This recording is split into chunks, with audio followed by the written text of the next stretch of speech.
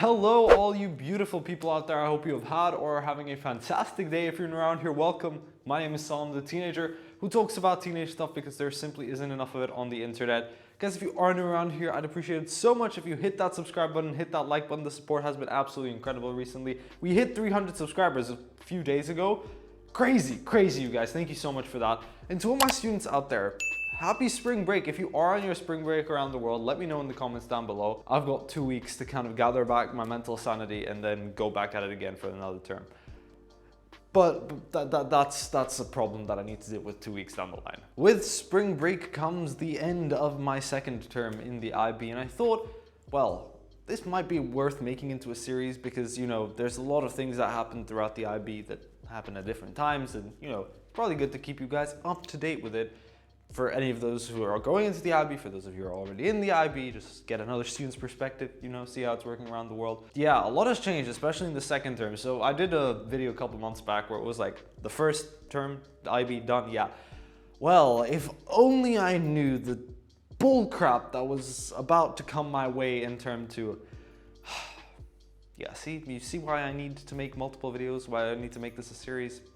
Probably worth it. But regardless though, if you are on your spring break, have a good one, relax, switch off for a little bit, and then get back at it even stronger than last time. That's definitely not a Greg Doucette reference. Yo, so let's kick things off with the first thing. You know how I said that you probably are gonna have a lot of assessments in the last one? Well, little did I know that term 2 brought around a whole new bunch of fun with mid-year assessments. Then the last 2 weeks of my life have probably been the most stressful out of any 2 that I've had ever. Because, you know, our school is like, yes, let's cram everything into the last 2 weeks and give students one hell of a fun time. You know, I probably went to sleep around 12 consistently every single day because I was up studying. But regardless, yeah, assessments galore, guys. Be ready for term 2 of the IB. You're gonna have mid-year as well. Probably not term 2, probably more towards the end of term 1 because we did this whole new thing because of COVID, you know, okay. Anyways, all you need to know is that at the end of term 1, beginning of term 2, you're gonna have a mid-year assessment where you're gonna be tested from everything you've done so far. Not fun, so make sure you're studying consistently and make sure you're keeping up to date with all your stuff so that when it does come around, when those mocks eventually do hit you in the face and punch you where it hurts, that you're ready and that you won't have to cram in a lot of work beforehand. Is that an almond? I think I have an almond. Yeah, as I was saying, be ready. So when those assessments do come around, you're not super stressed and that you can handle everything just fine. The last 2 weeks of term 2, yeah, those are also very fun. Like any last week or last 2 weeks of any term, you're gonna have end of term exams because, you know, those exist too, unfortunately. They're gonna come and they're gonna hit you right where it hurts, again, like those mid-years did. Because, you know, that's what school loves to do. If you take HL Maths in the IB, you're gonna have cumulative summatives, so every single time you do a test, it'll be on everything you've done, so it'll just keep piling on. But other than that, you're gonna have a lot of exams, you know, regarding what you did throughout the term, or what you may have done in the past few weeks, past month, past 2 months, around that sort of vibe, you know, it's those classic end of term exams. The fun thing about them is that you're probably gonna have them crammed all in the last 2 weeks. So get ready for that. It's probably gonna seem very innocent. Those 2 weeks are gonna come and you're gonna go like, oh my God, spring break is right there. And then someone's gonna come in there, someone being those assessments, and put a roadblock in between you and that glorious spring break.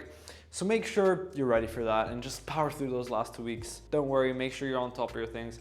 But yeah, term 2 assessments galore, remember that. Boom, next thing that's changing is you're gonna start working on your extended essays, your IAs, your all that sort of good stuff. Well, IAs we'll discuss a little later on, but extended essay, well, the thing we've all been worried about. Extended essay, I'll probably do a tutorial on it later once I have it finished, because right now I'm probably not the most qualified person to be telling you about extended essay, but the process starts, you start picking a topic, you find your supervisor, you get all the little innocent things out of the way, the contracts, the proposals, and all of that. It's the formalities, but it starts. So if you're looking for some extended essay topics, I suggest probably looking on the internet somewhere. There are a lot of amazing resources out there. The main tips I'd probably give you guys is look for the subjects you currently enjoy, because that's probably the most likely path that you'll want to take for extended essay, because, you know, writing 4,000 words about some report or about some journal, if you don't like English particularly, it's not going to be fun.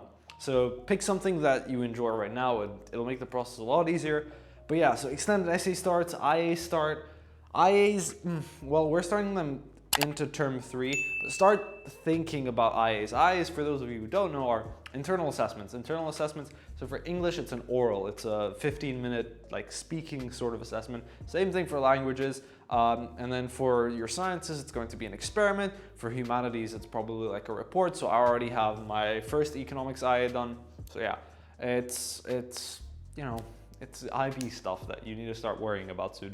But other than that, that's probably the more like IB formal stuff out of the way. So assessment's done, extended essay done, IA's done, what's next? Oh yeah, everyone's favorite, dropping subjects. So it's about that time of year where your math HL teacher is gonna go like, Jacqueline, this just isn't working out, but don't worry, it's not you, it's me. Oh wait, hang on, no, it's you. And then poor old Jacqueline's gonna go like, oh no, but I really need HL math. And then your math teacher's gonna go like, well, suck it, because you aren't built for this course. It's unfortunate time where you're gonna start dropping your subjects because either they're too hard, you can't keep up with them, or you know you took a HL unnecessarily and found that, maybe I don't need this HL.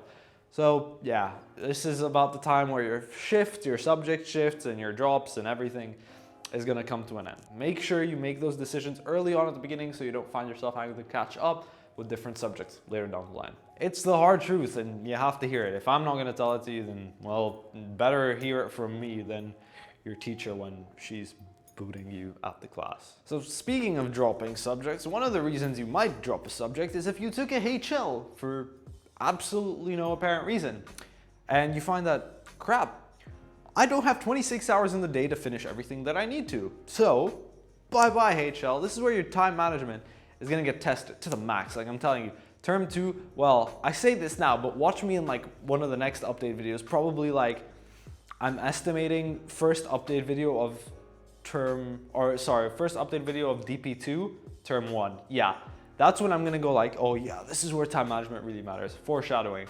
A couple months down the line. Like I said with those assessments, time management is going to come in super critical here.